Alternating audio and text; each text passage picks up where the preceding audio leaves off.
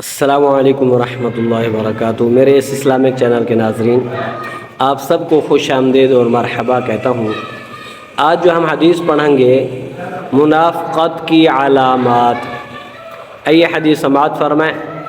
عن عبد اللہ بن عمرو رضی اللہ تعالی عنہ ان النبی صلی اللہ علیہ وآلہ وسلم قال أربع من كن فيه كان منافقا خالصا ومن كانت فيه خصلة منهن كانت فيه خصلة من النفاق حتى يدعها إذا اؤتمن خان وإذا حدث كذب وإذا عاهد غدر وإذا خصم فجر۔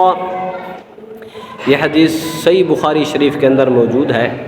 اس حدیث کا نمبر ہے 34، حدیث نمبر 34 ہے، بخاری شریف کے اندر حدیث موجود ہے۔ آئیے اس حدیث کا ترجمہ سماعت فرمائیں۔ حضرت عبداللہ بن عمر رضی اللہ تعالی عنہ سے روایت ہے کہ رسول اللہ صلی اللہ علیہ وآلہ وسلم نے ارشاد فرمایا، 4 عادتیں جس کسی میں ہوں وہ پکا منافق ہے۔ میرے آقا نے کیا فرمایا؟ 4 عادتیں جس کے اندر ہوں وہ پکا منافق ہے، اور جس کسی میں چاروں میں سے کوئی ایک عادت ہو وہ بھی منافق ہی ہے، جب تک اس عادت کو ترک نہ کر دے، چھوڑ نہ دے۔ وہ کون کون سی ہیں؟ یہ آگے سماعت فرمائیں۔ وہ یہ ہیں کہ جب امانت اس کے سپرد کی جائے تو وہ خیانت کرے، خیانت کرنے والا منافق ہے۔ آگے فرمایا نمبر 2، جب بات کرے تو جھوٹ بولے، جھوٹ بولنے والا بھی منافق ہے۔ جب وعدہ کرے تو خلاف ورزی کرے، وعدہ پورا نہ کرے، جو وعدہ پورا نہیں کرتا وہ بھی منافق ہے۔ اور جب کسی سے جھگڑا کرے تو گالیوں پر اتر رہے، اس کو گالیاں دے۔ یہ منافق کی نشانیاں ہیں۔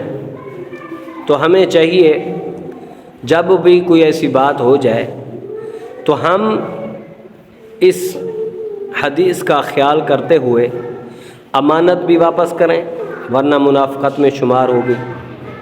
پھر اگر کسی کی کوئی ایسی بات ہو جائے تو اس میں جھوٹ بھی نہیں بولنا بلکہ سچ بولنا ہے۔